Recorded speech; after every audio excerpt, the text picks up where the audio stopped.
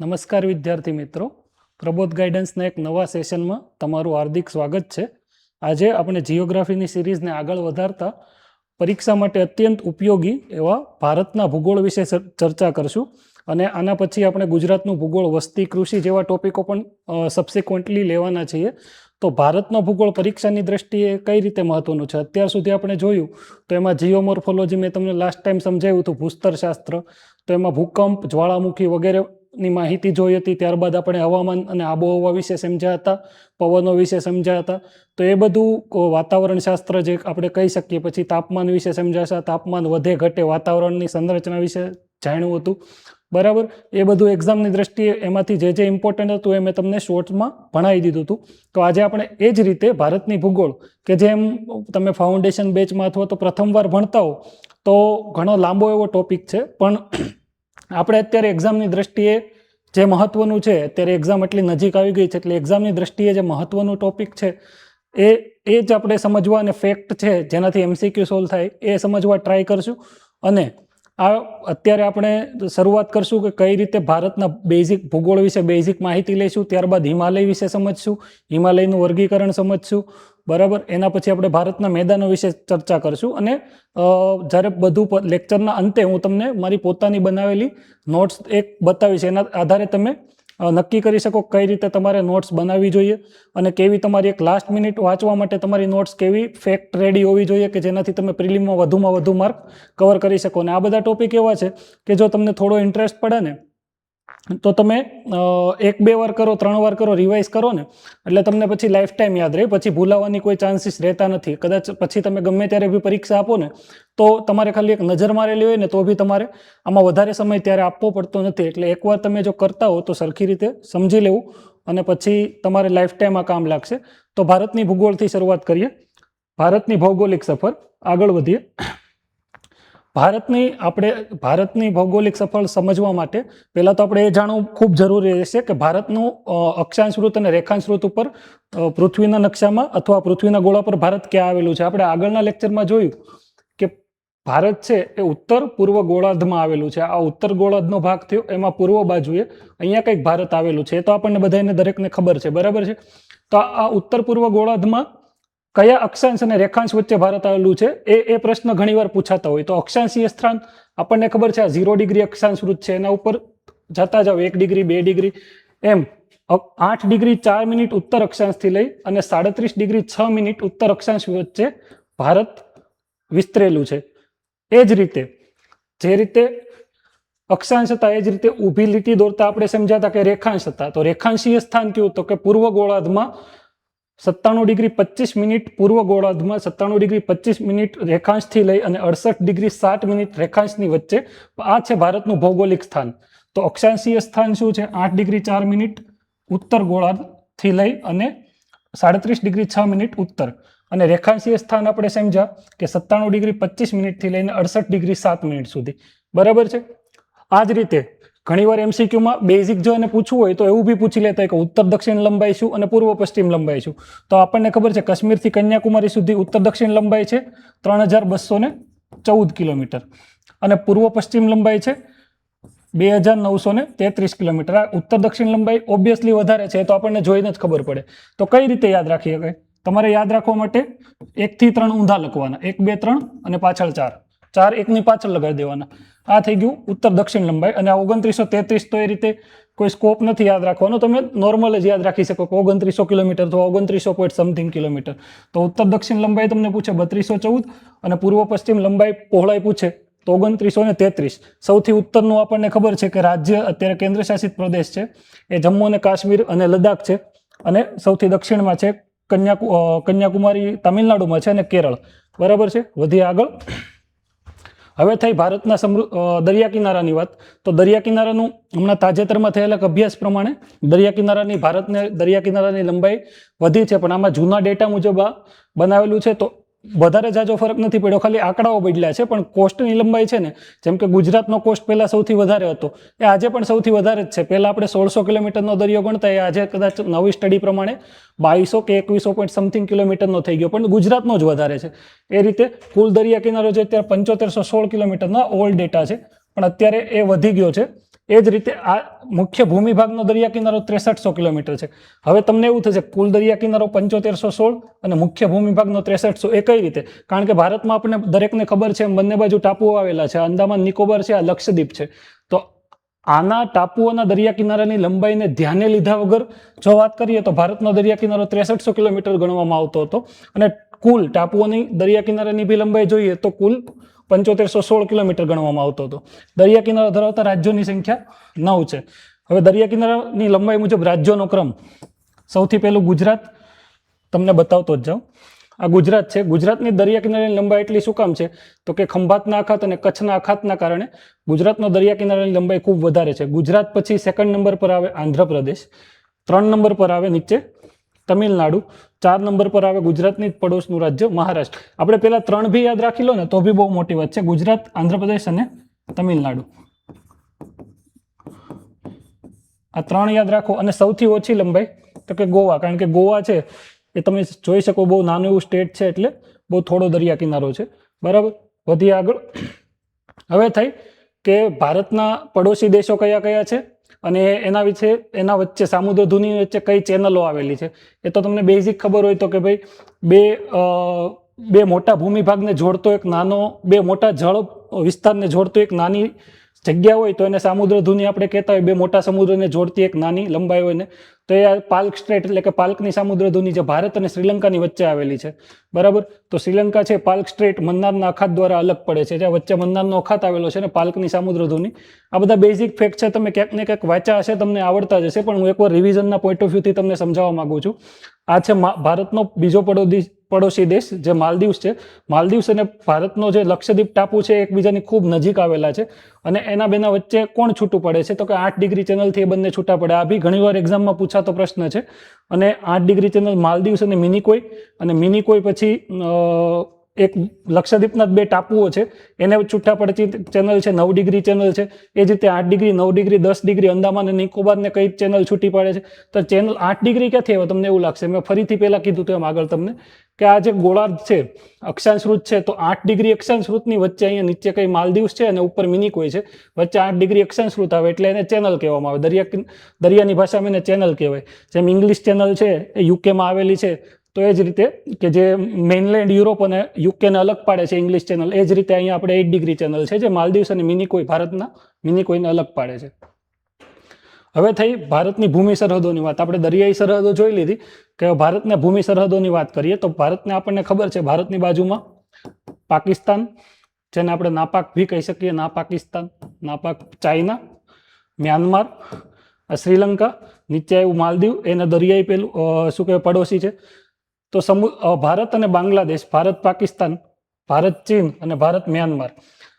તો જ્યારે અંગ્રેજો ભારતનો ભાગલા પાડ્યા ત્યારે ભારત અને પાકિસ્તાનની બોર્ડર અને ભારત અને ચીનની બોર્ડરના અલગ અલગ નામ હતા. તો ભારત અને પાકિસ્તાન વચ્ચે જે બોર્ડર દોરવામાં આવી એનું નામ રેડ ક્લિફ લાઇન આવ્યું. અને બાંગ્લાદેશ છે આપણને દરેકને ખબર છે એમ પહેલા પાકિસ્તાનનો જ ભાગ હતો, જેને પૂર્વ પાકિસ્તાન ગણવામાં આવતું. તો ભારત બાંગ્લાદેશ અને ભારત પાકિસ્તાન વચ્ચે કઈ બોર્ડરનું લાઇનનું નામ શું છે એમ પૂછવામાં આવે તો રેડ ક્લિફ લાઇન. અને સુપર ઇમ્પોઝનો મતલબ એવો કે આ કોઈ કુદરતી નથી, આ માણસે જ દોરેલી છે, કે જે ઓલરેડી આખી જમીન હતી એમાં માણસે પોતાની રીતે પોલિટિકલ બાઉન્ડ્રીઝ દોરેલી છે, કોઈ નેચરલ બાઉન્ડ્રીઝ નથી, એટલે એને સુપર ઇમ્પોઝ કહેવામાં આવે. ભારત અને ચીનની વચ્ચે જે લાઈન આવેલી છે એને મેકમોહન લાઈન કહેવામાં આવે પૂર્વ ક્ષેત્રમાં, અને પશ્ચિમી ક્ષેત્રમાં એલએસી કહેવામાં આવે. આ LAC line of actual control, અહીંયા એલઓસી આવેલી છે, line of control. Line of control છે ભારત અને પાકિસ્તાન વચ્ચે આવેલી છે, અને લાઇન ઓફ એકચ્યુઅલ કંટ્રોલ છે એ ભારત અને ચીન વચ્ચે આવેલી છે. એકચ્યુઅલી લાઇન ઓફ કંટ્રોલ છે એ ભારત અને ભારતના જ તે અભિન્ન અંગ એવા કાશ્મીરનો જે ભાગ છે પાકિસ્તાને પચાવી પાડેલો પીઓકે, એના વચ્ચે જે આવેલી છે એને એલઓસી કહેવાય. એલઓસીની એક સાઈડ ભારતનું જમ્મુ કાશ્મીર છે અને બીજી બાજુ છે એ પાકિસ્તાન ઓક્યુપાઈડ કાશ્મીર છે, જે અત્યારે બી ભારતનો જ એક અભિન્ન ભાગ આપણે ગણીને ચાલી શકીએ. અને આ બાજુ છે લાઇન ઓફ એકચ્યુઅલ કંટ્રોલ છે, એ ભારતની ચીન સાથે આવેલી છે. ભારત અને મ્યાનમાર વચ્ચે જે સરહદ છે અને મેં તમને કીધું તો અહીંયા સુપર ઇમ્પોઝ હતી, એમાં અહીંયા કુદરતી સરહદ છે. અહીંયા અરાકાન યોમા ને એ બધી પર્વતમાળાઓ આવેલી છે, એ બંને ભારતના ઉત્તર પૂર્વના રાજ્યો અને મ્યાનમારને કુદરતી રીતે અલગ પાડે છે અને કુદરતી સરહદ આવેલી છે. એટલે એના આ થઈ મ્યાનમાર બોર્ડરની વાત, આ થઈ ભારતના ભૂમિ સરહદોની વાત. વધી આગળ. હવે ભારત છે અત્યારે જે આપણે ભારત જોઈએ છીએ એક્ઝેક્ટલી કઈ રીતે બન્યું, બરાબર છે? તો ભારત છે પ્રી કેમ્બ્રિયન એરામાં છે ને ગોંડવાના લેન્ડનો ભાગ હતો. ગોંડવાના લેન્ડ શું છે એમ તમને થાય, પહેલા પૃથ્વી પ્રી કેમ્બ્રિયન યુગ જ્યારે જીઓલોજીકલ એજીસની વાત આવે ત્યારે 2 જ ખંડ હતા, અંગારા લેન્ડ અને ગોંડવાના લેન્ડ. આ થઈ અંગારા લેન્ડ અને ગોંડવાના લેન્ડ, અને વચ્ચે સમુદ્ર હતો જેનું નામ હતું તેથીસ સમુદ્ર. હવે જ્યારે ગોંડવાના લેન્ડનો ભાગ હતું ત્યારે ભારત ગોંડવાના લેન્ડથી છૂટું પડી અને ઉત્તર તરફ ગતિ કરતું ગયું. ઉત્તર તરફ જ્યારે ગતિ કરી અને યુરેશિયન પ્લેટ સાથે ટકરાયું ત્યારે જે આજ હિમાલયનું નિર્માણ થયું અને પછી જે આજનું આપણે ભારત જોઈએ છીએ એનું નિર્માણ થયું. એ જ્યારે ઉત્તર તરફ ગતિ કરતું હતું ત્યારે આફ્રિકા પાસે આવેલું, અહીંયા આફ્રિકા છે, આફ્રિકા પાસે આવેલું અહીંયા રિયુનિયન હોટસ્પોટ છે, ત્યાંથી ભારત ગતિ કરતું હતું. તો આ રિયુનિયન હોટસ્પોટની લાવાના કારણે ભારતના જે દક્ષિણ ભાગમાં એક ઉચ્ચ પ્રદેશનું નિર્માણ થયું લાવાથી બનેલા, જેને આપણે દખ્ખણનો ઉચ્ચ પ્રદેશ, આ બધું આપણે આગળ જોઈશું.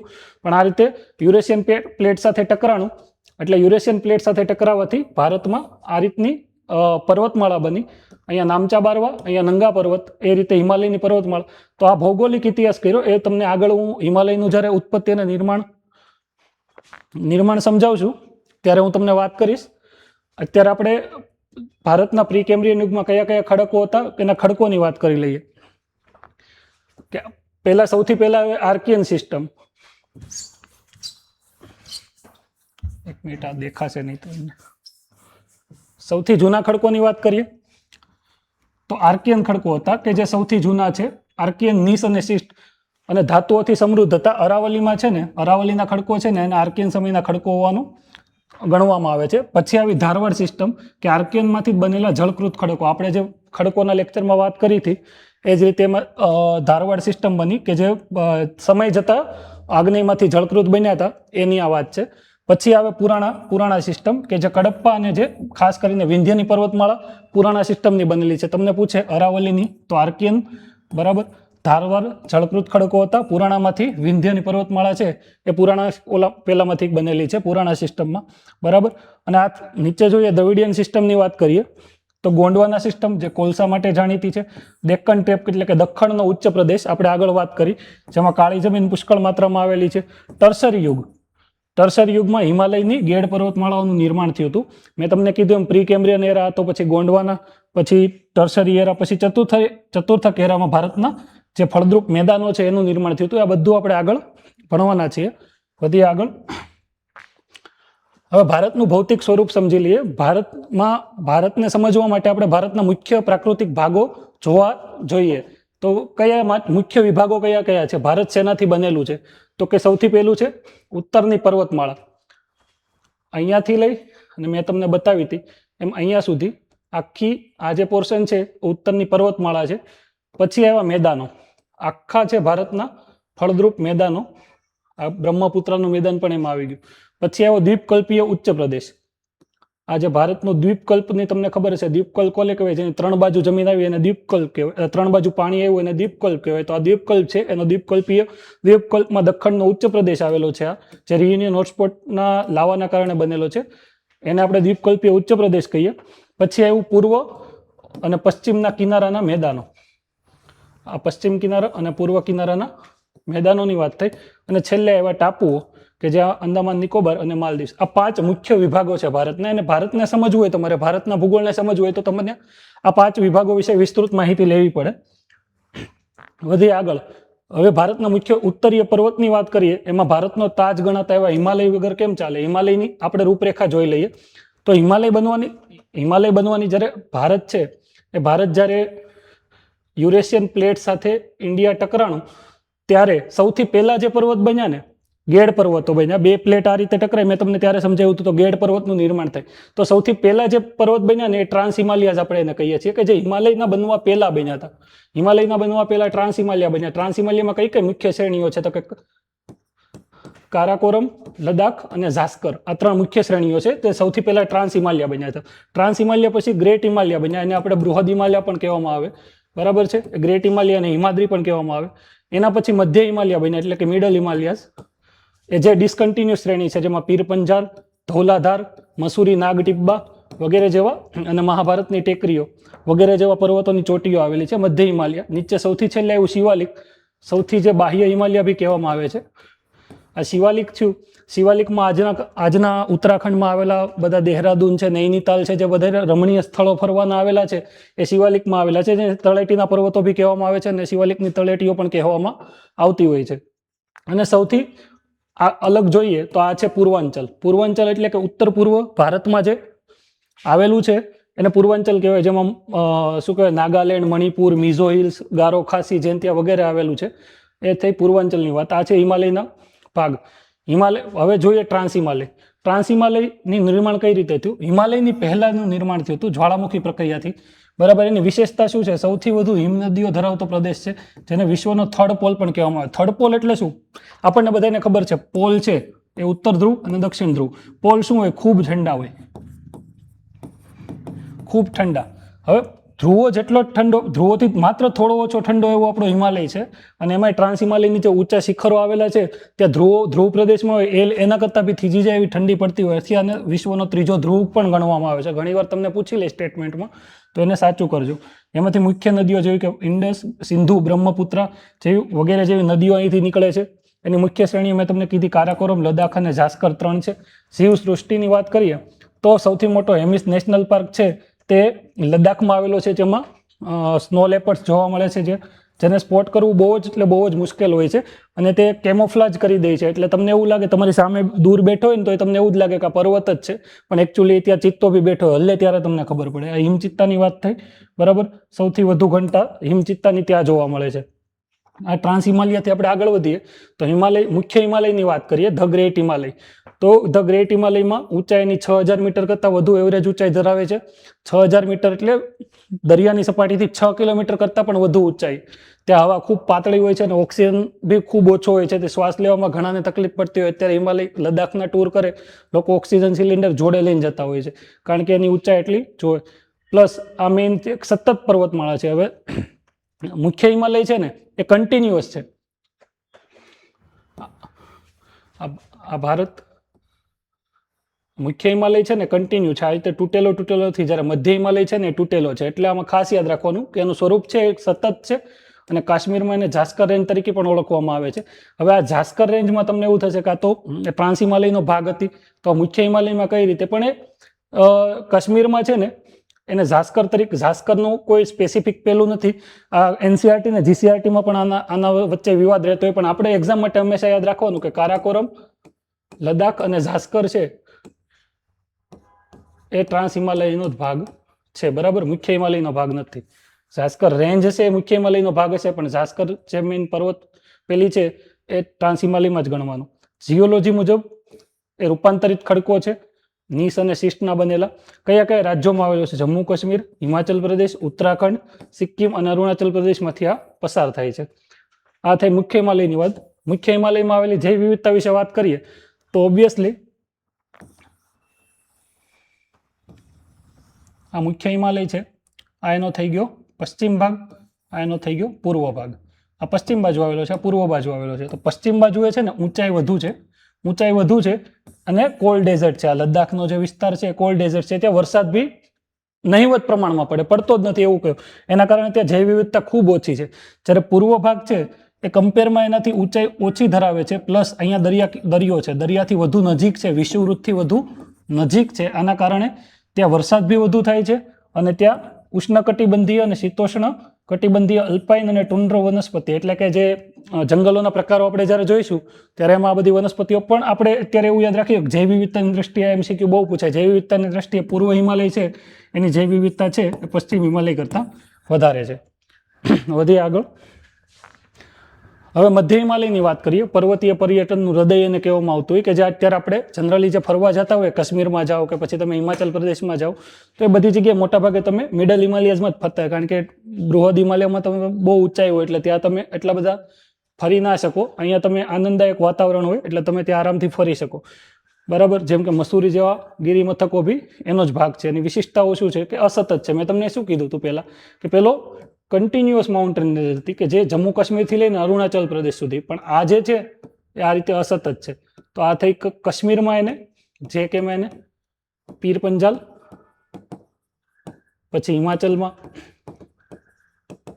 ધૌલાધાર અને ઉત્તરાખંડમાં મસૂરી અને નાગતિબ્બા, આ અલગ અલગ નામોથી ઓળખવામાં આવે છે, બરાબર છે. એના વિશિષ્ટ લક્ષણોમાં જોઈએ કરેવા. કરેવા એટલે શું એ તમને સમજાવું. જ્યારે હિમાલય બન્યો, અત્યારે ગ્રેટ હિમાલય અને આ મધ્ય હિમાલય, બરાબર, એ બેની વચ્ચેનો જે ભાગ છે ને, એ બેની વચ્ચેનો ખૂબ ફળદ્રુપ છે, ખૂબ ફળદ્રુપ છે. ને ત્યાં અમુક એવી વનસ્પતિઓ ઉગે છે કે જે વિશ્વમાં બીજી કોઈ જગ્યાએ, જેમ કે કેસર, બરાબર, તો એ કરેવામાં જ ઉગે છે. કાશ્મીરની એક એવી જગ્યા છે, કાશ્મીરમાં તમે શ્રીનગરથી જ્યારે સોનમર્ગ બાજુ જતા હોય ત્યારે રસ્તામાં તમને જો તમારા ટૂર ઓપરેટર હોય ને કેસરની શોપ પર અને કેસરના ખેતરો તમને બતાવે, એ કેસર છે ત્યાં કરેવામાં જ ઉગે છે. એવા ઘણા બધા એવા ડ્રાય ફ્રૂટ્સ ને એવું છે કે જે કાશ્મીર સિવાય સ્પેસિફિક બીજા કોઈ લોકેશન પર વર્લ્ડમાં નથી થતા, અને એનામાં વિશિષ્ટ લક્ષણમાં છે. કરેવા શું છે કે હિમનદીય જળકૃત નિક્ષેપ જે કેસરની ખેતી માટે પ્રખ્યાત છે, બરાબર. અસતત પર્વતમાળા મેં અને સરેરાશ ઊંચાઈ પહેલાની 6000 હતી, આ એનાથી થોડી ઓછી 4000 છે, બરાબર. આ કરેવા જમીનમાં તમે કેસરની ખેતી, આ કેસરના આવા ફૂલ હોય અને એમાંથી આ રીતે કેસર બનતું હોય છે. જો જમ્મુ કાશ્મીરમાં મેં તમને કીધું એમ પીર પંજાલ, હિમાચલ પ્રદેશમાં ધોલાધાર અને ઉત્તરાખંડમાં મસૂરી અને નાગટિબ્બા તરીકે મધ્ય હિમાલય ઓળખાય છે. આનાથી આગળ વધીએ, હિમાલયનું પ્રવેશ દ્વાર. હવે નીચે જોઈ લઈએ શિવાલિક શ્રેણી, બરાબર.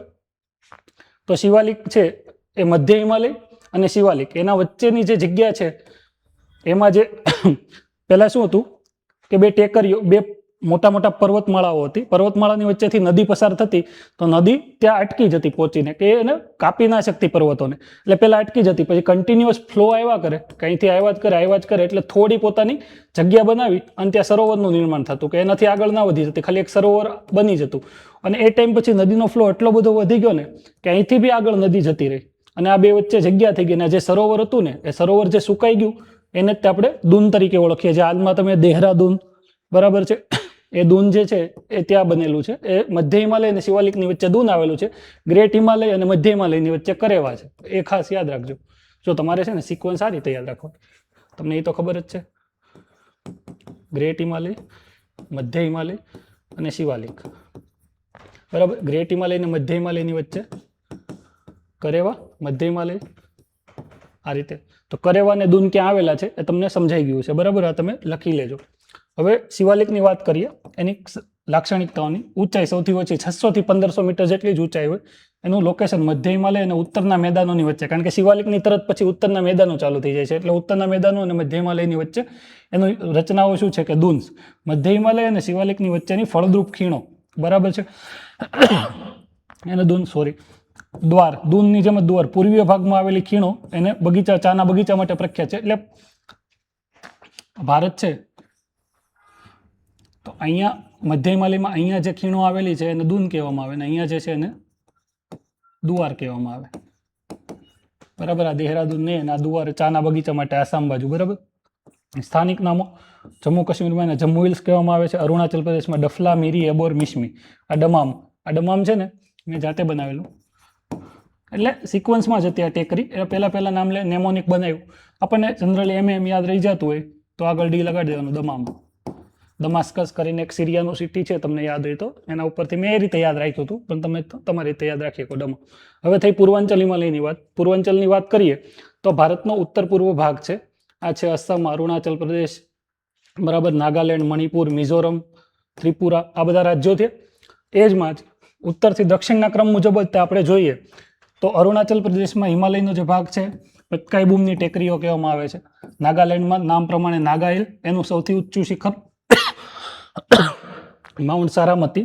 નાગાલેન્ડની નીચે જે મણિપુર હિલ્સ, મણિપુરમાં લોકટક, જે ફૂમદીથી બનેલું લોકટક તળાવ છે, કેબુલ નામજાઓ નેશનલ પાર્ક આવેલો છે, બરાબર, એના માટે ખૂબ પ્રખ્યાત છે. પછી મણિપુરથી નીચે જે મિઝોરમ, એમાં લુસાઈ ટેકરી આવેલી છે, જે બ્લુ માઉન્ટેન તરીકે પણ ઓળખો. બ્લુ માઉન્ટેન તેનું સૌથી ઊંચું શિખર છે, બરાબર. અને સરહદી જોડાણ છે કે આ પર્વતમાળા છે મ્યાનમારના અરાકાનીઓમાં, મેં તમને આગળ કીધું એમ, તરીકે કન્ટિન્યુઅસ રહે છે મ્યાનમારમાં, અને ભારત અને મ્યાનમાર વચ્ચે કુદરતી સરહદ બનાવે છે. આપણે આગળ વાત થઈ ગઈ. હવે આ વાત થઈ આ રાષ્ટ્રીય ઉદ્યાન અને બાયોસ્ફિયર રિઝર્વ વિશેનો તફાવત છે, એ બી આપણે આમાં જોડે જોડે જોઈ લઈએ કે રાષ્ટ્રીય ઉદ્યાન કોને કહેવાય. કે રાષ્ટ્રીય ઉદ્યાનમાં કેન્દ્રમાં ચોક્કસ પ્રજાતિઓ, સ્પેસિફિક સ્પીસીઝના સંરક્ષણ પર ધ્યાન દે એ રાષ્ટ્રીય ઉદ્યાન. અને એનું જાહેરાત કયો રાષ્ટ્રીય ઉદ્યાન કયો છે એ રાજ્ય અને કેન્દ્ર સરકાર બંને દ્વારા કોઈ જગ્યાને રાષ્ટ્રીય ઉદ્યાન જાહેર કરી શકાય છે. જ્યારે બાયોસ્ફિયર રિઝર્વમાં શું હોય કે સંપૂર્ણ ઇકોસિસ્ટમ, એન્ટાયર ઇકોસિસ્ટમ, એમાં કોઈ શું કહેવાય કે વન્યજીવની પ્રજાતિ નહીં, શું કહેવાય આપણે પ્લાન્ટ્સ પણ આવી ગયા, બરાબર, જીવની સાથે પ્લાન્ટ્સ પણ આવી ગયા, અને તળાવો છે, નદીઓ છે, દરેક વસ્તુ ઇકોસિસ્ટમમાં આવતી દરેક વસ્તુઓ એ બાયોસ્ફિયર રિઝર્વમાં આવે છે. વેટલેન્ડ હોય તો વેટલેન્ડ, બરાબર, આપણે આર્દ્રભૂમિ જેને કહેતા હોઈએ એ, એની જાહેરાત કોણ કરે છે? યુનેસ્કો દ્વારા જાહેર કરવામાં આવે છે. નોંધ, બાયોસ્ફિયર રિઝર્વની અંદર રાષ્ટ્રીય ઉદ્યાનોનો વિસ્તાર આવી શકે. એટલે તમને એવું પૂછે ને, હું તમને મેથ્સમાં ખબર હશે તો આ મોટું, એની અંદર નાનું, આ બાયોસ્ફિયર રિઝર્વ થયું, એની અંદર નેશનલ પાર્ક હોઈ શકે, બરાબર. બાયોસ્ફિયર રિઝર્વ મોટું જ હોય, નેશનલ પાર્કની અંદર કોઈ દિવસ બાયોસ્ફિયર રિઝર્વ ના હોય, એ હંમેશા યાદ રાખવાનું. આ બધી વસ્તુ છે ને તમને એલિમિનેશનમાં કામ લાગશે. ઘણી તો કોન્સેપ્ટ તમે સમજેલા હશે ને, તો કોઈ એવો સ્ટેટમેન્ટ હશે કે ભાઈ ફલાણું છે બાયોસ્ફિયર રિઝર્વ છે, આ નેશનલ પાર્કનો ભાગ છે, તો એ તમે બાય ડિફોલ્ટ તમને નથી ખબર કે આ છે એનો ભાગ છે કે નથી, એ બે બાજુમાં તમે ક્યારેય નામે નથી સાંભળ્યો, પણ તમને એટલી તો ખબર હોય ને કે ભાઈ બાયોસ્ફિયર રિઝર્વ એ બહુ મોટું હોય, નેશનલ પાર્ક કરતાં તો ઘણું મોટું હોય, તો નેશનલ પાર્કનો ભાગ બાયોસ્ફિયર રિઝર્વ ન હોય, બાયોસ્ફિયર રિઝર્વનો ભાગ નેશનલ પાર્ક હોય. એટલે આ રીતે તમને એલિમિનેશનમાં કામ લાગશે. હવે આપણે ભારતના ઉત્તરીય મેદાનોની ચર્ચા કરવાના, પણ ઉત્તરીય મેદાનોની ચર્ચા કરતાં પહેલાં છે ને, હું તમને મારી નોટ્સ મેં તમને જે કીધું હતું ને કે જે મેં સ્પેસિફિક હિમાલયને લઈને બનાવેલી છે, એનું ખાલી તમને એક બતાવી દઉં કે કઈ રીતે મેં ભારતના ભૂગોળમાં હિમાલયની છે શોર્ટ્સમાં નોટ્સ છે એ રીતે બનાવેલી છે, બરાબર. તો હું તમને આ મારી ખુદનું લખેલું જ છે, જો મેં આના પરથી જ મેં સ્લાઇડ બનાવેલી છે, તમને કહી દઉં. જો 8 ડિગ્રી, 37 ડિગ્રી, 3214, આ બધું બેઝિક છે, બરાબર. અને ભારતના ભૂગોળમાં શું શું આવે? ભૌતિક ભૂગોળ આવે, માનવીય ભૂગોળ આવે, અને કૃષિ આવે, બરાબર. 9 કોસ્ટલ સ્ટેટ છે, બરાબર છે. 7516 કિલોમીટર, આ બધી આપણે વાત થઈ. આની લંબાઈ મુજબ વાત થઈ. અંદમાન નિકોબારનો કોસ્ટ છે ગુજરાતના દરિયા કિનારા કરતાં વધુ છે. એટલે તમને એવું પૂછવામાં આવે, આવું સ્ટેટમેન્ટ આપ્યું હોય તો અંદમાન નિકોબારનો દરિયા કિનારો ગુજરાત કરતાં વધુ છે, આ ખાસ યાદ રાખજો, બરાબર છે. શ્રીલંકા છે પાલકની સામુદ્ર ધ્રુવી દ્વારા અને ગલ્ફના મન્નારમાં અલગ પડે છે. માલદીવ છે 8 ડિગ્રી ચેનલ દ્વારા અલગ પડે છે. આ બેઝિક માહિતી લખેલી છે. ભારત અને બાંગ્લાદેશની boundary Radcliffe line Siliguri કોરિડોરમાં નેશનલ હાઈવે 31 એ આવેલો છે, બરાબર છે. ઇન્ડિયા ચાઇનાની બાઉન્ડ્રીના 3 સેક્ટર છે, પશ્ચિમી સેક્ટર છે, મધ્ય સેક્ટર છે અને પૂર્વીય સેક્ટર છે. પશ્ચિમી સેક્ટરને લાઇન ઓફ એક્ચ્યુઅલ કંટ્રોલ કહેવામાં આવે, પૂર્વીય સેક્ટરને મેકમોહન લાઇન કહેવામાં આવે. ભારત પાકની બાઉન્ડ્રી રેડ ક્લિફ લાઇન. ફટાફટ એટલે ભગાવું છું કારણ કે આ બધું આપણે કરી લીધું છે, બરાબર. આબેહૂણા નદીઓમાં આપણે નદીઓના લેક્ચરમાં જોવાના છીએ, પણ તમને અહીંયા કહી દઉં, તમને ખબર જ હશે કે ગંગા છે અને બ્રહ્મપુત્રા, આ બંને ભારતની નદીઓ છે. એ બાંગ્લાદેશમાં જઈને મળે છે. જ્યારે મળે ત્યારે એને પદ્મા કહેવામાં આવે, બરાબર છે. અને જ્યારે બરાક નદી એને જઈને મળે ત્યારે એને મેઘના કહેવામાં આવે. ગંગાને પદ્મા અને બ્રહ્મપુત્રને જમુના કહેવામાં આવે બાંગ્લાદેશમાં. તો આ ઘણીવાર કન્ફ્યુઝન થતું હોય MCQમાં કે ગંગા નદીનું બાંગ્લાદેશમાં નામ શું છે, તો ગંગાને પદ્મા, બ્રહ્મપુત્રને જમુના, અને એને જ્યારે બરાક જઈને મળે અને ફાઇનલ જે નદી બને ગંગા નદી સમુદ્રને મળતા પહેલા, બરાબર, એને મેઘના કહેવામાં આવે છે, બરાબર છે. અને આ ઇન્ડો મ્યાનમાર બાઉન્ડ્રી વિશે લખેલું છે કે નેચરલ બાઉન્ડ્રી છે. આ પૂર્વાંચલ હિલની વાત થઈ કે પૂર્વીય હિમાલયનો ભાગ હતો. આ પટકાઈબૂમ, નાગા, મણિપુર ને મિઝો આપણે હિલની વાત કરી. અને ઇન્ડિયા અને મ્યાનમાર વચ્ચે, અને છેલ્લે અરાકાનીઓમાં તરીકે જ કન્ટિન્યુ રહી છે. એટલે અમે આ એક રીતે પર્વતમાળા જ દોરેલી છે, મને સમજાય એ રીતે. આ રીતે જ તમારે નોટ્સ બને. તમને સમજાવવું જોઈએ, બીજા કોઈને સમજાય કે ના સમજાય, આ તમને બતાવવાનો ખાસ ઉદ્દેશ્ય એ જ છે. મેં ઘણા ટાઈમ પહેલા બનાવેલું. આજની તારીખે જ્યારે એક્ઝામ હોય ને આગલા દિવસે હું એક આ નજર મારી દઉં, ગણીને 10 થી 10 મિનિટ બી ના થાય, મારે યાદ રહી જાય બધું. એટલે આ રીતે જ તમારે નેશનલ પાર્ક વિશે મેં તમને વાત કરી. નેશનલ પાર્ક, બાયોસ્ફિયર રિઝર્વ વિશે તફાવત શું છે, ગલ્ફ ઓફ મન્નાર એની વાત થઈ. હવે આ મેં તમને જે ખડકોની વાત કરી હતી, આર્કિયન સિસ્ટમ, પુરાના સિસ્ટમ, દ્રવિડીય સિસ્ટમ, કડપ્પા છે, આ તમને નહીં દેખાતું હોય, પણ હવે ભારતના મેં 5 ભાગ પાડ્યા હતા. ફિઝિયોગ્રાફી એટલે કે ભૌતિક સ્વરૂપની વાત કરીએ, હિમાલય છે, ગ્રેટ હિમાલય, પેનિન્સુલર હિમાલય, દ્વીપકલ્પીય, પછી પૂર્વ અને પશ્ચિમ, અને છેલ્લે ટાપુઓ, બરાબર છે. કઈ રીતે યાદ રાખવાનું? તો ગ્રેટ હિમાલય છે કન્ટિન્યુઅસ એટલે કે સતત છે, અને કાશ્મીરમાં જાસ્કર રેન્જ તરીકે પણ ઓળખવામાં આવે છે. બાયોડાયવર્સિટી છે એટલે કે જૈવ વિવિધતા છે એ પશ્ચિમ હિમાલયમાં ખૂબ ઓછી છે પૂર્વીય હિમાલય કરતાં, બરાબર છે. જમ્મુ કાશ્મીર, લદ્દાખ, હિમાચલ પ્રદેશ, ઉત્તરાખંડ, સિક્કિમ અને અરુણાચલ પ્રદેશમાં આવેલું છે. એક હું શું કહેવાય કોલ્ડ ડેઝર્ટ છે, બરાબર. પૂર્વીય હિમાલય વિશે લખેલું છે કે જે વિષુવવૃત્ત પાસે આવેલું છે, બરાબર. આલ્પાઇન ને ટુન્ડ્રા વેજીટેશન જો એમાં મળે છે, બરાબર. ટેમ્પરેટ એવરગ્રીન કોનિફેરસ ફોરેસ્ટ એમાં જોવા મળે છે. આ બધી આપણે ફોરેસ્ટ ને એવું બધું જોશું ત્યારે તમને વધારે સમજાશે. થોડુંક ઇંગ્લિશમાં છે એટલે તમને એવું લાગશે મેં ઇંગ્લિશમાં તૈયારી કરી એટલે મેં આ રીતે લખેલું છે, બરાબર છે. અને ગ્રેટ હિમાલયના ખડકોની વાત કરીએ તો એ પ્રસ્તર ખડકો હતા, નીસ અને શીટ્સથી બનેલા હતા, બરાબર છે. જેનો મધ્ય ભાગ છે એના પૂર્વ અને પશ્ચિમ ભાગ કરતા ગ્રેટ હિમાલયનો અમારે તમને કહેવાનું રહી ગયું હતું. મુખ્ય હિમાલય છે જે ગ્રેટ હિમાલય કહેવાય એનો મધ્ય ભાગ છે ને એ વધારે ઊંચો છે ઊંચાઈમાં, એવું તમને પૂછે સ્ટેટમેન્ટમાં તો ખાસ યાદ રાખજો. પછી મધ્ય હિમાલયની વાત અને લેસર હિમાલયસ બી કહેવામાં આવે છે, બરાબર. નોટ કન્ટિન્યુઅસ એટલે કે સતત નથી, બરાબર છે. 6000 મીટર હાઇટ છે એ ગ્રેટ હિમાલય કરતાં ઓછી છે. ગ્રેટ હિમાલય અને મિડલ હિમાલયની વચ્ચે કરેવા છે, બરાબર છે, કે ફ્લુવિયોલોજીકલ ડિપોઝિટના કારણે બનેલા છે, જેમાં સફરજન છે, પછી સ્પીચ, પછી સેફરન, આ બધા ટાઈપના અલગ અલગ ખેતીઓ લઈ શકાતી હોય છે. પછી થઈ એમાં અલગ અલગ ડિફરન્ટ સ્ટેટમાં ડિફરન્ટ નેમ છે. જમ્મુ કાશ્મીરમાં પીર પંજાલ છે, પછી હિમાચલ પ્રદેશમાં ધોલાધાર છે, અને ઉત્તરાખંડમાં મસૂરી નાગટિબ્બા છે. વધી આગળ આ જ રીતે જો આ ખાસ આ રીતની તમારે દોરી લેવાની. હવે આ જે છે કારાકોરમ, લદ્દાખ અને આ ઝાસ્કર, બરાબર. તો કારાકોરમ ને લદ્દાખને મેં ટ્રાન્સ હિમાલયનો ભાગ બતાવેલો છે. પછી ગ્રેટ હિમાલયના ભાગમાં ઝાસ્કર મેં આમાં ગ્રેટ હિમાલયના પાર્ટ તરીકે મેં લીધેલું છે કદાચ. પછી આ મિડલ હિમાલયનો ભાગ છે એમાં પીર પંજાલ, ધોલાધાર અને મસૂરી નાગટિબ્બા, બરાબર. આ તમે ખાસ એક ઝાસ્કર વિશે તમે સર્ચ કરી લેજો, મારે ધ્યાનમાં લેવાનું રહી ગયું છે. પણ ઝાસ્કર છે ને એ લગભગ તો ગ્રેટ હિમાલયનો જ ભાગ છે. મેં આગળ કીધું હતું તમે ટ્રાન્સ હિમાલયનો ભાગ ગણજો, પણ કદાચ ગ્રેટ હિમાલયનો એનસીઆરટીમાં ગ્રેટ હિમાલયનો ભાગ આપ્યો તો જ મેં એનસીઆરટીમાંથી બનાવેલું, એટલે તો જ મેં આમાં ઝાસ્કરને ગ્રેટ હિમાલયનો ભાગ ગણેલો છે. એટલે કદાચ મારી આગળ જે હું બોલ્યો હતો એ માટે હું માફી માગું, પણ કદાચ તમે તો બી તમે કન્ફર્મ કરી લેજો કે ગ્રેટ હિમાલયનો ભાગ છે કે ટ્રાન્સ હિમાલયનો ભાગ છે, બરાબર. વધી આગળ શિવાલિક, જેને આઉટર હિમાલયસ બી કહેવામાં આવે, 600 થી 1500 મીટરની હાઇટ છે, બરાબર છે, કે મુખ્ય મેદાનો અને મિડલ હિમાલયસની વચ્ચે આવેલા છે, બરાબર છે. કન્ટિન્યુઅસ છે સિંધુ નદીથી લઈ અને તિસ્તા નદી સુધી, બરાબર. દૂન આવેલા છે, દૂનની વાત કરી તમને, ફર્ટાઇલ લેન્ડ છે એટલે કે ખૂબ પેલી ફળદ્રુપ જમીનો આવેલી છે, બરાબર છે. અને આ દૂન વિશે લખેલું, દૂન શું છે એના વિશે લખેલું છે, દુવાર શું છે મેં તમને સમજાવી દીધું એના વિશે લખેલું છે. પૂર્વીય ભાગમાં એને દુવાર કહેવામાં આવે, બરાબર. અને જે અત્યારે એ દૂનમાં જે પાણી હજી બી વધેલું છે ને ડિપ્રેશનમાં એટલે ખીણમાં, એને તાલ કહેવામાં આવે. સૌથી મેઇન એક્ઝામ્પલ નૈનીતાલનો તમે ફોટો જોશો ને, નૈનીતાલમાં વચ્ચે સરોવર આવેલું, બરાબર. અરુણાચલ પ્રદેશની વાત થઈ, શિવાલિકને અરુણાચલ પ્રદેશમાં દમામ, દફલામીરી, એબોર મિશ્મી કહેવામાં આવે છે, બરાબર છે. ઝેલમ ઓક્સબો લેક બનાવે તો તમને આપણે નદીની વાત કરશું ત્યારે. પછી શિવાલિકના અલગ અલગ નામ છે. જમ્મુ કાશ્મીરમાં જમ્મુ હિલ્સ, હિમાચલ પ્રદેશમાં જમ્મુ હિલ્સ, ઉત્તરાખંડમાં કુમાઉ ગઢવાર પ્રદેશ, કુમાઉ અને ગઢવારની ટેકરીઓ ગણાતી હોય છે. અરુણાચલ પ્રદેશમાં આપણે વાત કરી એમ દમામ. આ થઈ ટ્રાન્સ હિમાલયમાં જોઈએ તો કારાકોરમ અને લદ્દાખની વચ્ચે જે નદી વહે છે અને શોક નદી છે, બરાબર છે. ટ્રાન્સ હિમાલયમાં આમાં ફરીથી મેં ટ્રાન્સ હિમાલયને કારાકોરમ અને લદ્દાખમાં જ બતાવેલું છે. એટલે ઝાસ્કર છે એ ગ્રેટ હિમાલયનો ભાગ જ ગણજો. આ કૈલાસની ટેકરી છે, ચીનમાં આવેલી છે, કૈલાસ પર્વત આપણે કહીએ.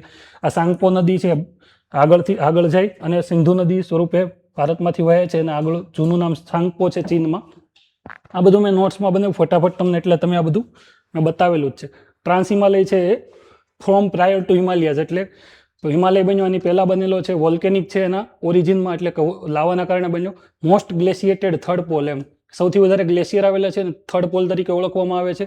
અને શુદ્ધ પાણીનો સૌથી મુખ્ય સ્ત્રોત છે. એમાંથી કઈ કઈ નદીઓ વહે છે? સિંધુ, બ્રહ્મપુત્ર, સતલુજ વગેરે નદીઓ વહે છે, બરાબર. North of trans Himalayas, Tibetan plate. Trans હિમાલયાસની બી ઉત્તરમાં તિબેટનો ઉચ્ચ પ્રદેશ આવેલો છે, બરાબર છે. મ્યાનમારની મેકોંગ નદી પણ એને ટ્રાન્સ હિમાલયને ગણી શકીએ. હવે આપણે આગળ વધીએ. Karakoram Ladakh region, largest notified area, national park, Hemis national park Karakoram ને લદ્દાખની વચ્ચે આવેલું, સ્નો લેપર્ડ માટે પ્રખ્યાત છે.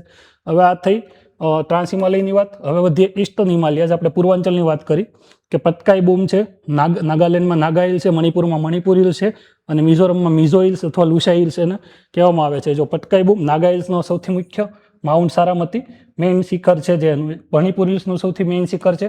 લોકટક લેક આવેલું છે, કેબુલ નામજાઓ નેશનલ પાર્ક આવેલું છે. મિઝો હિલ્સમાં બ્લુ માઉન્ટેન છે, એનું ઊંચું શિખર આવેલું છે. અહીંયા બરાક નદી પણ વહેતી હોય. આ રીતે મેં મારી નોટ્સ આ તમે જાતે સમજીને બનાવેલી છે ને, અહીં તમને રિવાઇઝ કરતા વાર નહીં લાગે. અને આનું તમને જે ચેનલનું કહેતો હતો ને, મેં આના આગળના વિડીયોમાં બી MCQ વાળા વિડીયોમાં મેં એકવાર બતાવ્યું હતું. આ ફરીથી બતાવી દઉં. મેં મારી રીતે બનાવેલી છે ટ્રીક કે મામાનો છોકરો છે સેન્ડી, મામી લાવો કાર લિટલ સેન્ડી માટે, નહીતર એ ડંકી મારવી તો ખબર ને, શાહરૂખનું ડંકી મૂવી જોયું છે કે એક દેશમાંથી બીજા દેશમાં ડંકી મારીને જતા રહે, કે એને માટે એ કાર માટે વેન કરે છે. એટલે એમ કે ભાઈ લાવો કાર લિટલ સેન્ડી માટે, નહીતર એ ડંકી મારી જશે એમ.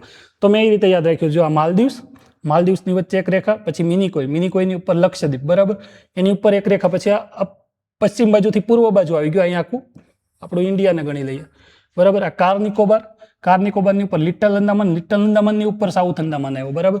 તો હવે તમને એવું પૂછે, માલદીવ અને મિનિકોયની વચ્ચે 8 ડિગ્રી ચેનલ, મિનિકોય અને લક્ષદ્વીપની વચ્ચે 9 ડિગ્રી ચેનલ, કાર નિકોબાર અને લિટલ અંદામાનની વચ્ચે 10 ડિગ્રી ચેનલ, લિટલ અંદામાન અને સાઉથ અંદામાનની વચ્ચે ડંકન પેસેજ આવેલો છે.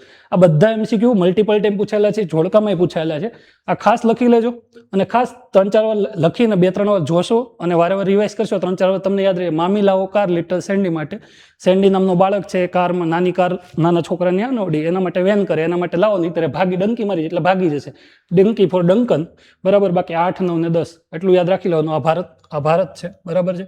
આ થઈ એની પશ્ચિમ બાજુ, આ થઈ એની પૂર્વ બાજુ. અહીંયા છે લક્ષદ્વીપના ટાપુ, અહીંયા છે અંદામાન અને નિકોબારના ટાપુ. આ થઈ મારી નોટ્સની વાત, મેં તમને કીધું હતું. હવે આપણે મેદાનોની વાત કરીએ.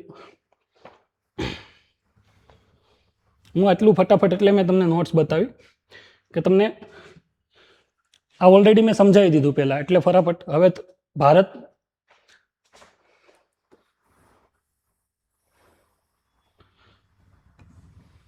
આ ગ્રેટ હિમાલયસ દોર્યા. આ કોઈ એવું નહીં કહેતા કે આખો નકશો નહીં દોર્યો.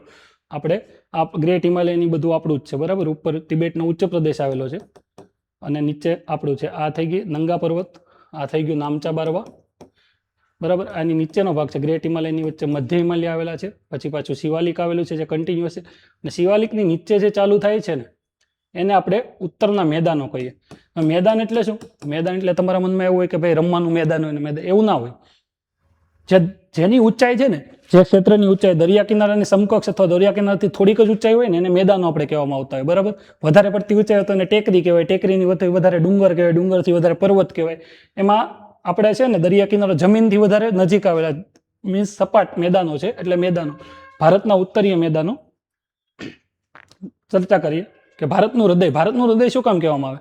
કારણ કે મેક્સિમમ પોપ્યુલેશન ઇન્ડિયાની જે છે ને એ જ્યાં વસે છે ને એ મેદાનોમાં વસે. શું કામ? કારણ કે ત્યાં ફળદ્રુપતા બહુ વધુ છે, કૃષિ બહુ સારી થાય છે અને એના કારણે રોજગાર બહુ સારા મળી રહે છે, ધંધા વિકસ્યા છે, ઉદ્યોગો વિકસ્યા છે, રોડ રસ્તાઓ, હાઈવે, રેલવે, એરપોર્ટ, બધું બંદરો, બધાનો વિકાસ છે એ મેદાનોના કારણે થયો છે. અને ભારતને જીવાદોરી સમાન ગણી શકાય એવી ખેતી છે, એ બી સૌથી વધુ મેક્સિમમ મેદાનોમાં. પર્વતીય વિસ્તારમાં ખેતી બહુ ઓછી થાય, બહુ લિમિટેડ પાકો ત્યાં લઈ શકાય. જ્યારે મેદાનોમાં છે તો તમને એની વિવિધતા જોવા મળે, વિવિધ પાકો તમે વર્ષ દરમિયાન લઈ શકતા હોય.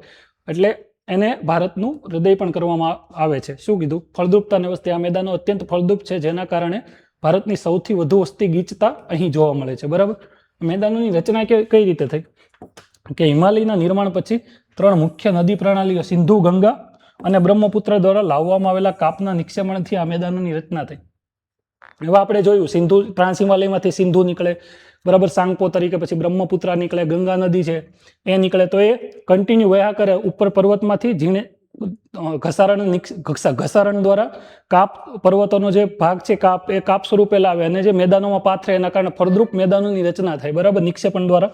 એટલે આ મેદાનોની રચના એ રીતે થયેલી ગણવામાં આવે છે. સભ્યતાનું પારણ સિંધુ ખીણ અને વૈદિક જે પ્રાચીન સંસ્કૃતિઓ નદીના તટ પ્રદેશોમાં જ વિકસિત થઈ હતી. શું કીધું? એનું કારણ છે કે ત્યાં ખેતી થતી એટલે ખાવાનું મળી રહેતું. પહેલાં તો શું હતું? સબસિસ્ટન્સ એગ્રીકલ્ચર જ થતું. સબસિસ્ટન્સ એગ્રીકલ્ચર એટલે કેવું એગ્રીકલ્ચર? અત્યારની જેમ નહીં કે પૈસા કમાવા માટે કૃષિ જે કરવામાં આવે એ રીતે નહીં. પહેલાં તો પોતાનો ખોરાક, પોતાના પરિવારનું પેટ પળાય એટલું ઉગી જાય એટલે બસ છે. અને સબસિસ્ટન્સ એગ્રીકલ્ચર કે ભાઈ તમારો જીવન જરૂરિયાત માટે તમે જે ખોરાક માટે જેટલી જરૂર છે એટલી ખેતી. એટલે ત્યાં બધી સભ્યતાઓ વસતી. પછી ધીમે ધીમે સિંધુ ખીણમાં વેપાર ચાલુ થયો, બાર્ટર સિસ્ટમ ચાલુ થઈ અને પછી ઇતિહાસમાં આપણે ભણીએ એમ. હવે આનું ઉત્તર દક્ષિણ વિભાજન જોઈ લઈએ.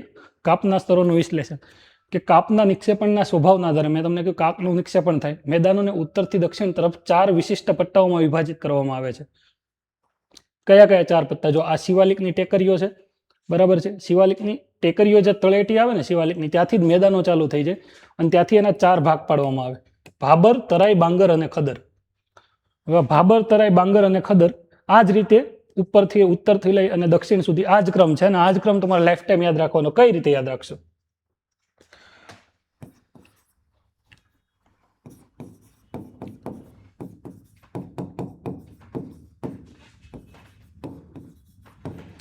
ભાત ભાંગીને ખાધા, આવું તમે સૂત્ર બનાવી લો. મેં બી જે સર પાસે ભણ્યો ને સર જ મને આ શીખવાડ્યું, મેં આ જાતે નથી બનાવેલું, બરાબર. તો એ સરનો થેન્ક યુ હું ફરી કહું, પણ મને હજી આજ સુધી યાદ છે, એટલા વર્ષો પહેલાં શીખેલો ને તોય. એ સર શું કહેવાય, એના લીધે જ મને જિયોગ્રાફીમાં એટલો ઇન્ટરેસ્ટ પડ્યો. આજે બી એક રિનાઉન્ડ ઇન્સ્ટિટ્યૂટમાં ફેકલ્ટી તરીકે કાર્યરત છે. એ સર આ વિડીયો જોતા હોય તો એને હજી થેન્ક યુ કહું છું. તો વાત ભાત ભાંગીને ખાધા, ભા તો ભાંગ, આ બની જગ્યાએ આપણે ભાંગી ની જગ્યાએ બ અને ખ સૌથી છેલ્લો આ તો થઈ ગયું. તો ભાતનું ભાબર તરાય, ભાબર તરાય, ભાબર તરાય, ભાત ભાબર તરાય, ભાંગીને ભાની બદલે આપણે બા કરીએ, બાંગ, અને ખા એટલે ખદર. પહેલા તો તમે નામ યાદ રાખો, લાક્ષણિકતાઓ આપણે પછી યાદ રાખશું. પહેલા તો તમને ક્રમ જ યાદ રહેવો જોઈએ. ઉત્તરથી દક્ષિણ તરફ ભાબર તરાય બાંગર અને ખદર, ભાબર તરાય બાંગર ખદર, ભાત ભાંગીને ખાધા, બરાબર છે. ભા તો ભાંગીને ખાધા, ભાત ભાંગીને ખાધા, ભાબર તરાય બાંગર ખદર, બરાબર. શિવાલિકથી લઈ અને ઉત્તરના મેદાનો ચાલુ થાય એનું આ 4 ક્રમ યાદ રહી ગયો તમને. ભાત ભાંગીને ખાધા, ફરીથી લખી દઉં.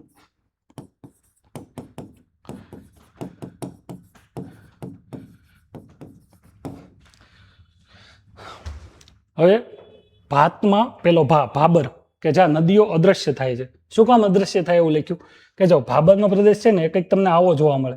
હવે આ છે ને એટલા બધા ઉપરથી પર્વતોમાંથી નાના નાના પથ્થરો, મોટા પથ્થરો લઈને આવ્યા હોય, અને પથ્થરોની વચ્ચે છિદ્રો હોય, છિદ્રો ઇન ધ સેન્સ કે જગ્યા હોય, એના કારણે બધું પાણી છે ને એને નીચે જતું રહે. એટલે ઉપર નદી હોય ને એ આખી જતી રહે, તમને આવા પથ્થરો જ જોવા મળે. એટલે આપણને એવું લાગે કે નદીઓ તો અદ્રશ્ય થઈ ગઈ. જો ઉત્તરથી શિવાલિક, પછી ભાબર, આ ભાબર પ્રદેશ આ છે, બરાબર. એટલે કે જ્યાં નદીઓ અદ્રશ્ય થાય છે. સ્થાન શિવાલિકની તળેટીમાં સૌથી ઉત્તરીય પટ્ટો. રચના નદીઓ દ્વારા પર્વતોમાંથી લાવવામાં આવેલા મોટા પથ્થરો, કાંકરા અને બરછટ કાપના નિક્ષેપણથી બનેલો છે, જેને એલ્યુવિયલ ફેન્સ પણ કહેવામાં આવે છે. મુખ્ય લક્ષણ અત્યંત છિદ્રાળુ રચનાના કારણે નાની નદીઓ અને ઝરણા આ પ્રદેશમાં સપાટી નીચે વિલુપ્ત થઈ જાય છે. મેં તમને કીધું, મને ખાલી આવું જ દેખાય તમને, બરાબર. એટલે તમને એવું પૂછે કે કયા મેદાનોમાં નદીઓ અદ્રશ્ય થઈ જાય છે, તો ભાબરમાં, બરાબર.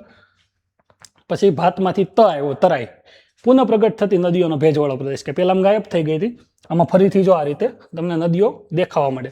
ભાબર પટ્ટાની દક્ષિણમાં સ્થિત છે, બરાબર. તો ઓબ્વિયસ છે.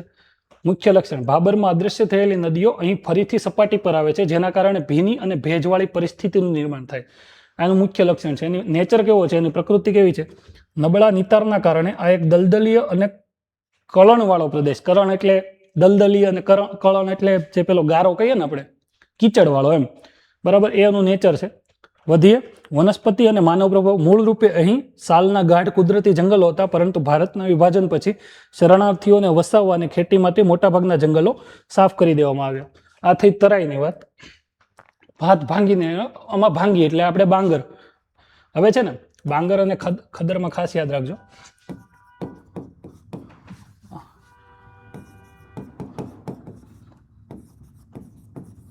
બરાબર. બાંગર છે ને એ જૂના કાપના મેદાનો કહેવાય, અને ખદર છે ને એ નવો કાપ. એટલે પેલા જૂનું હોય પછી નવું, એ તો યાદ રાખો. જૂનું નવા જૂની નહીં, જૂના નવી, ઊંધું યાદ રાખવાનું, બરાબર. બાંગર જૂના કાપના મેદાનો. આની વ્યાખ્યા જોઈએ કે આ નદીઓ જૂના પૂરના મેદાનો છે, જે જૂના કાપ દ્વારા રચાયેલા છે. એનું સ્થાન નદીઓના વર્તમાન પૂર સ્તરથી ઊંચાઈ પર આવેલા છે, તેથી અહીં દર વર્ષે નવો કાપ જમા થતો નથી. એટલે જૂનો જ કાપ રહે, એટલે એને જૂના કાપના મેદાનો કહેવામાં આવે. એની રચના આ માટીમાં કેલ્શિયમયુક્ત કઠણ ગાંઠો જોવામાં આવે, જેને સ્થાનિક રીતે કાકર, આપણે કાકરા કહીએ, કાકર તરીકે ઓળખવામાં આવે. એટલે બાંગરમાં મેઇન તો ખાસ યાદ રાખવાનું, બાંગર એટલે જૂના કાપના મેદાનો. બસ એટલું યાદ રાખો, ઇનફ છે. હવે ખદર એટલે બાંગરની જેમ ખદર, એમાં નવા કાપના મેદાનો.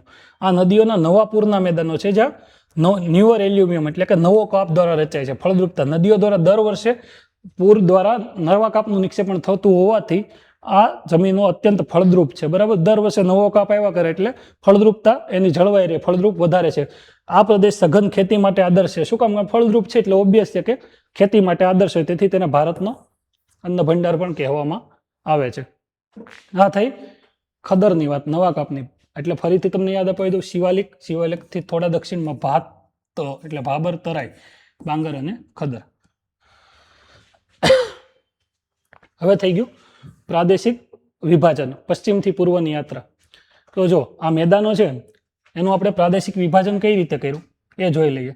કે પશ્ચિમથી પૂર્વ આપણને ખબર જ છે, આ રાજસ્થાન છે, આ હરિયાણા છે, પંજાબ છે, આ પછી આ ઉત્તર પ્રદેશ ને બિહાર છે, ત્યાંથી ગંગા નદી ને યમુના નદી બધી વહેતી હોય, આ આસામ છે, આ પશ્ચિમ બંગાળ છે, બરાબર. તો જે રાજસ્થાનનો ભાગ છે એને રાજસ્થાનના મેદાનો કહેવાય. તો બહુ ઇઝી છે. પંજાબના મેદાન, પંજાબ હરિયાણાનો ભાગ છે એને, બરાબર છે. પછી યુપી બિહાર અને ગંગાના મેદાનો કહેવાય. આસામમાં અહીંયા બ્રહ્મપુત્રા નદીના કારણે જે મેદાનોની રચના થઈ, આસામના મેદાનો કહેવાય, બરાબર. આ થઈ ગયું પશ્ચિમ બંગાળનો ભાગ. શું છે કે ભૌગોલિક અને નદી તંત્રના આધારે ઉત્તરીય મેદાનને પશ્ચિમથી પૂર્વ તરફ 4 મુખ્ય પ્રદેશોમાં વિભાજિત કરવામાં આવે. તો પશ્ચિમથી સૌથી પશ્ચિમમાં રાજસ્થાન, પછી પંજાબ, પછી ગંગાના અને પછી આસામ. આ યાદ રાખી લેજો. જો કે તમને ભારતનો નકશો યાદ હોય તો આ યાદ રહેવું બહુ ઇઝી છે, બહુ અઘરું નથી. હવે આ દરેકની લાક્ષણિકતાઓ જોઈ લઈએ આપણે કે રાજસ્થાનના મેદાનોની લાક્ષણિકતા શું, પંજાબના મેદાનોની લાક્ષણિકતા, ગંગાના અને આસામના. તો રાજસ્થાનના મેદાનો અરવલ્લીની પશ્ચિમે.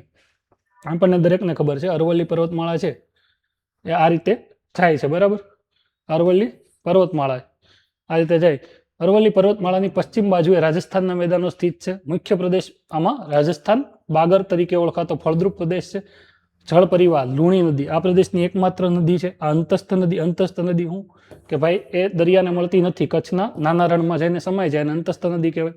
જે સમુદ્ર સુધી પહોંચવાના બદલે કચ્છના રણમાં જ વિલીન થઈ જાય.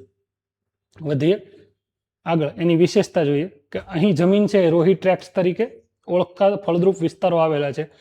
આ જમીન ફળદ્રુપતાની નથી પરંતુ ભેજનો અભાવ છે. તો રાજસ્થાનમાં ભેજનો અભાવ આપણને દરેકને ખબર છે, બરાબર. એના કારણે ત્યાં બહુ મોટી વનસ્પતિ નહીં પરંતુ ઘાસના મેદાનો જોવામાં મળે છે. હવે આબોહવાની અસર જોઈએ આના પર કે અરવલ્લી પર્વતમાળાના કારણે દક્ષિણ પશ્ચિમના મોસમી પવનોને સમાંતર આવેલી છે, કારણે પવનો રોકી શકતી નથી. પરિણામે અહીં અત્યંત ઓછો વરસાદ થાય. હું તમને સમજાવી દઉં કઈ રીતે. આ જે છે, હવે તમે મોન્સૂન જોતા હો તો મોન્સૂન આ રીતે, મોન્સૂનની 2 શાખા છે ઇન્ડિયન મોન્સૂનની. એક આ સાઉથ વેસ્ટ મોન્સૂન, બરાબર છે, અને એક આ બાજુથી પ્રવેશે. હવે અહીંથી આ પ્રવેશતી હોય ને, હવે અહીંયા અરવલ્લી આવેલી, બરાબર. તો અહીંથી આ પ્રવેશતી હોય ને તો આમ જતી રહે. હવે અહીંયા આમ આડી અરવલ્લી નથી. આડી અરવલ્લી હોત ને તો રાજસ્થાન ફૂલ લીલો પ્રદેશ હોત. પણ આ અરવલ્લી શું છે આ રીતે છે, એટલે પવનો છે ને એને સમાંતર વહે. સમાંતર એટલે હું આ અરવલ્લી છે તો પવનો અહીંથી જાય અને અહીંથી જાય, રોકાતા નથી એકે બાજુ. એટલે અહીંયા વરસાદ નથી પડતો. વરસાદ છે કંઈ ઉપર જઈને પડે, બરાબર. એટલે એના કારણે આ વિસ્તાર આખો છે ને મીન્સ કે સૂકો રહે, વરસાદ ઓછો આવે, બરાબર છે. એ જ અહીંયા લખ્યું કે અરવલ્લી પર્વતમાળા દક્ષિણ પશ્ચિમ મોસમી પવનોને સમાંતર આવી, પવનોને રોકી શકતી નથી, એટલે અહીં અત્યંત ઓછો વરસાદ થાય છે. હવે એનો ઇતિહાસ આમાં બતાવેલો છે કે જૂના ટેક્ટોનિક ઘટના ટાઈમે શું હતું, બરાબર છે. ભારતીય પ્લેટનો યુરેશિયન પ્લેટ સાથે જ્યારે ટકરાવ થયો ત્યારે ઉત્તર પશ્ચિમ ભાગ નમેલો હતો અને અરબી સમુદ્રમાં ડૂબી ગયો હતો એવું બધું માનવામાં આવે. કારણ કે હજી બી તમને ખબર છે કચ્છ છે એ પહેલાં દરિયાનો જ ભાગ હતો. દરિયાના ઉંચકાવાના કારણે એવું એ રાજસ્થાનની નજીક જ આવેલું. એના કારણે વર્તમાનમાં શું છે કે વર્તમાનમાં આ દરિયાઈ નિમજના કારણે અહીં દરિયાઈ નિક્ષેપો જમા થયા, જેના પરિણામે આજે અહીં ખનિજ તેલ અને કુદરતી ગેસના ભંડારો અને ખારા પાણીના સરોવરો જોવા મળે. સાંભાર સરોવર જેનું સૌથી મેઇન એક્ઝામ્પલ છે, બરાબર. હવે રાજસ્થાનથી આગળ વધીને વાત કરીએ પંજાબની. પંજાબના નામમાં જ પંજ આબ, પંજ એટલે 5, પંજાબીમાં 5 અને પંજ કહેવાય. પંજ અને આબ એટલે મેદાનો, એટલે નદીઓથી રચાતા મેદાનો, એટલે 5 નદીઓનો પ્રદેશ પંજ આબ, બરાબર. 5 નદીઓની ભૂમિ. નદી તંત્ર સિંધુની સહાયક નદીઓ રાવી, બિયાસ અને સતલજ દ્વારા રચાયો. બિયાસ અને સતલજ નદીઓ હરિકે પાસે બે ભેગી થઈ છે, બરાબર. હરિકે નામના સ્થળ પાસે બિયાસ અને સતલજ નદીઓ મળે છે, બરાબર છે. આગળ વધીએ. જમીનનો પ્રકાર મુખ્યત્વે ખદર, નવા કાપની મેદાનોનું વર્ચસ્વ છે. વર્તમાન પડકારો કે વાટકા જેવી રચનાના કારણે વોટર લોગિંગની સમસ્યા, પાણીના ભરાવાની. હરિત ક્રાંતિ પછી વધુ પડતી સિંચાઈના કારણે જમીનમાં ક્ષારનું પ્રમાણ. હરિત ક્રાંતિમાં શું કર્યું કે બહુ બધા પેસ્ટિસાઇડ વાપર્યા તેના કારણે જમીનમાં ક્ષાર વધી ગયા, એટલે ખેતી છે એ થોડીક અસ્તવ્યસ્ત થઈ ગઈ.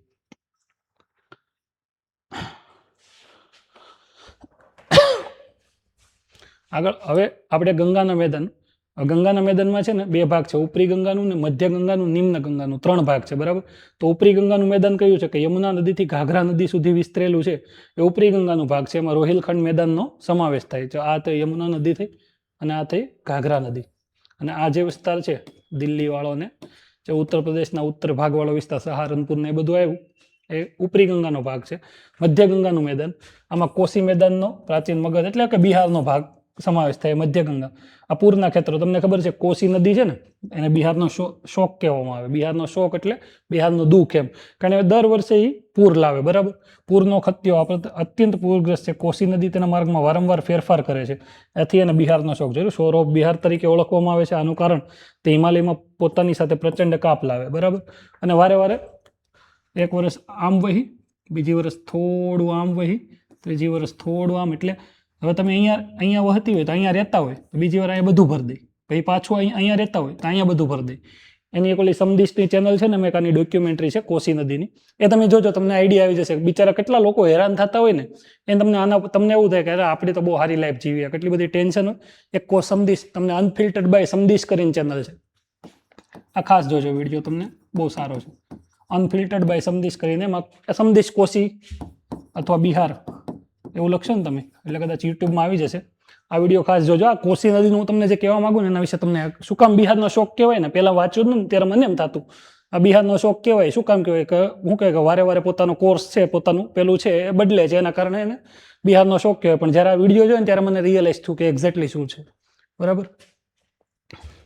હવે નિમ્નગંગા અને આસામના મેદાનો. નિમ્નગંગાનું મેદાન લોઅર ગેન્જેટિક પ્લેન સુંદરવન ડેલ્ટા દ્વારા વ્યાખ્યાયિત, એટલે બિહારથી બી નીચે પશ્ચિમ બંગાળના ભાગમાં અને બાંગ્લાદેશમાં જઈ અને જે મેઘના નદી બને અને છેલ્લે જ્યારે દરિયાને મળે ત્યારે જે ડેલ્ટાનો પ્રદેશ બનાવે છે, બરાબર, એ નીચાણવાળો પ્રદેશ, ગંગા પશ્ચિમ બંગાળમાં પ્રદેશ નીચે, એને નિમ્નગંગાનું મેદાન કહેવામાં આવે. હવે થઈ આસામના મેદાનની વાત, કે આસામ છે એના મેદાનો બ્રહ્મપુત્ર નદી દ્વારા, બરાબર, ભારતમાં પ્રવેશ સમયે જેને દિહાંગ તરીકે ઓળખાય છે એના દ્વારા રચાયેલ છે. નદીનું પાત્ર આસપાસના પર્વતોના કારણે તેનો પ્રવાહ સાંકડો છે, કારણ કે ઉત્તર પૂર્વમાં બધી જગ્યાએ તમને ખબર જ છે આ પર્વતો જ આવેલા છે. ખાલી જે આસામનો એટલો ભાગ છે ને એમાં જ મેદાનો છે અને ત્યાંથી જ આ નદી વહે છે, બરાબર છે. સહાયક નદીઓ સુબંથરી, માનસ, લોહિત, ધનશ્રી, કપિલ. તમને એ બી ખબર છે મજુલી કરીને સૌથી મોટો જે રિવરાઇન આઇલેન્ડ છે, કે જે નદી ઉપર જે ટાપુ, નદી ઉપર ટાપુ ન હોય પણ એક બ્રહ્મપુત્ર નદીમાં ટાપુ આવેલો છે, મજુલી આઇલેન્ડ કહેવાય ને, એ બી બ્રહ્મપુત્રમાં અહીંયા જ કંઈક આવેલો છે.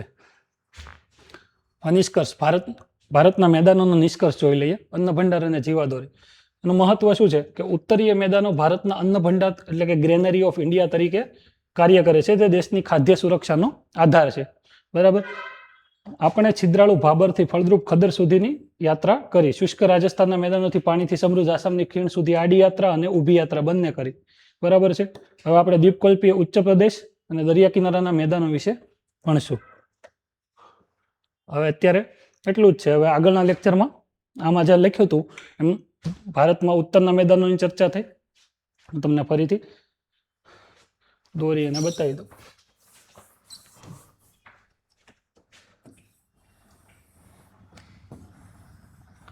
બરાબર. તો આ ઉત્તરના જેટલા મેદાન છે એની પહેલાં આપણે હિમાલયની ચર્ચા કરી, પછી આ ઉત્તરના મેદાનોની ચર્ચા કરી. હવે આપણે બાકી છે દ્વીપકલ્પીય મેદાનો અને આ જે કિનારાના મેદાનો છે આગળ એની ચર્ચા કરીશું, બરાબર, આગળના લેક્ચરમાં. હવે એના પછી આપણે ભારતના નદીતંત્ર વિશે વાત કરીશું, બરાબર. એ જ રીતે ભારતનું ભૂગોળ આપણે ધીમે ધીમે પૂરું કરશું. તો આ જ થઈ અને આમાં મેં તમને મારી નોટ્સ બતાવી હતી, બરાબર.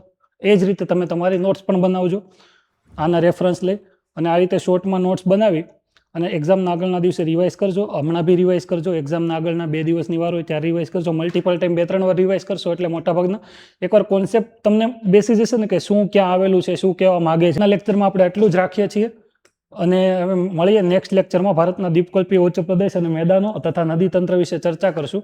તો જોતા રહો પ્રબોધ ગાઈડન્સ. જો તમને અમારો પ્રયત્ન ગમતો હોય તો તમારા મિત્ર વર્તુળમાં અમારી આ ચેનલને શેર કરી અને સબસ્ક્રાઇબ કરવા જણાવજો. તમને જો વિડીયો થોડો પણ ગમ્યો હોય, થોડું પણ તમારા જ્ઞાનમાં વધારો થયો હોય તો આ વિડીયોને જરૂરથી લાઇક કરી અને શેર કરી દેજો ને અમારી ચેનલને સબસ્ક્રાઇબ કરી અને અમારો જુસ્સો વધારજો એવી અમારી આશા.